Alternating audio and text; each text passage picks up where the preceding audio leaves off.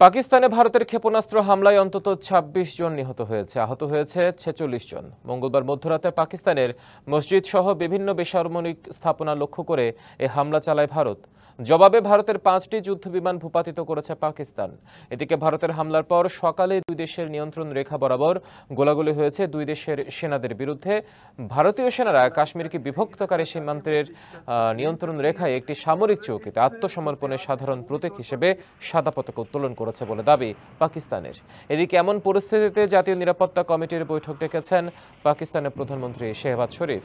ভারতীয় হামলার নিন্দা জানিয়ে একে যুদ্ধ বলে অভিহিত করেন এবং তার কঠিন জবাব দেওয়া হবে বলে হুঁশিয়ারি দেন। দুই দেশের মধ্যে চলমান সংঘাতের কারণে ইউরোপগামী অনেক ফ্লাইটের রুট পরিবর্তন বা বাতিল করেছে এশিয়ার একাধিক এয়ারলাইন্স। পাকিস্তানে হামলা চালাতে গিয়ে ভারত ক্ষতির মুখে পড়েছে বলে দাবি করেছে পাকিস্তান।